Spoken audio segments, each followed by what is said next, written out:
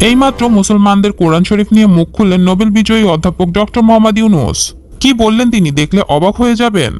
দর্শক, পুরো সংবাদটি বিস্তারিত জানতে হলে ভিডিওটি না টেনে সম্পূর্ণ দেখুন। আর আপনি যদি আমাদের চ্যানেলে নতুন হয়ে থাকেন তবে এখনই সাবস্ক্রাইব করে বেল বাটনটি বাজিয়ে দিন। বর্তমান সময়ে বাংলাদেশ সহ পুরো বিশ্বে একটি আলোচিত নাম ডক্টর মোহাম্মদ ইউনূস। মোহাম্মদ ইউনূস বলতেই আমাদের সবার সামনে চলে আসে নোবেল প্রাইজের বিষয়টি। এই নোবেলজয়ী অর্থনীতিবিদ ডক্টর মোহাম্মদ ইউনূসকে নিয়ে বিভিন্ন সময় আলোচনা ও সমালোচনা হয়েছে। বাংলাদেশে তিনি একজন সফল ব্যক্তিত্বশীল মানুষ। ডক্টর মোহাম্মদ ইউনূসের প্রতিটি অর্জন বাংলাদেশের প্রেক্ষাপটে অত্যন্ত গুরুত্বপূর্ণ। তবে নোবেল প্রাইজ ছাড়াও তার সম্পর্কে জানার অসংখ্য তথ্য রয়েছে যা আমরা অনেকেই জানি না। নোবেল বিজয়ী অর্থনীতিবিদ ডক্টর মোহাম্মদ ইউনূস ছিলেন শিক্ষকতা পেশায়। সেখান থেকে ব্যাংক প্রতিষ্ঠা, পরে ওই ব্যাংককে সাথে নিয়ে শান্তিতে নোবেল পুরস্কার অর্জন করেছেন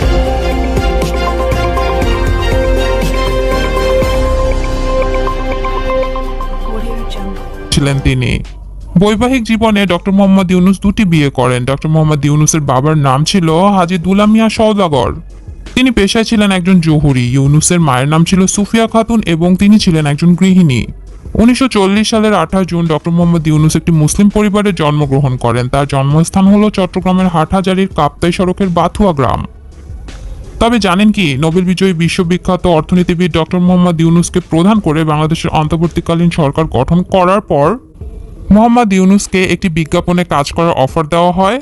অফার পাওয়ার পরপরই এই বিজ্ঞাপনটি করবেন না বলে সাফ জানিয়ে দিয়েছেন মোহাম্মদ ইউনূস। এ বিষয়ে মোহাম্মদ ইউনূসকে জিজ্ঞাসা করা হলে তিনি বলেন, এই বিজ্ঞাপনটি ছিল বিদেশি পারফিউম কোম্পানির একটি বিজ্ঞাপন।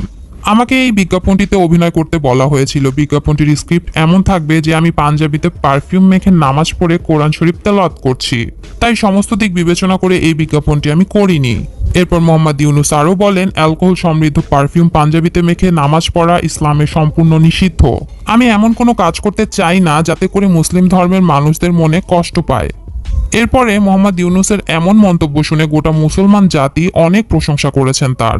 দর্শক, মুসলমানদের কোরআন শরীফ নিয়ে মোহাম্মদ ইউনূসের এমন মন্তব্যের সাথে কি আপনারা একমত? কমেন্ট করে জানিয়ে দিন আমাদেরকে। ভিডিওটি যদি ভালো লেগে থাকে একটি লাইক দিন এবং শেয়ার করুন আপনার বন্ধুদের সাথে। আর আমাদের চ্যানেলটি এখনই সাবস্ক্রাইব করে বেল বাটনটি বাজিয়ে দিন। ধন্যবাদ।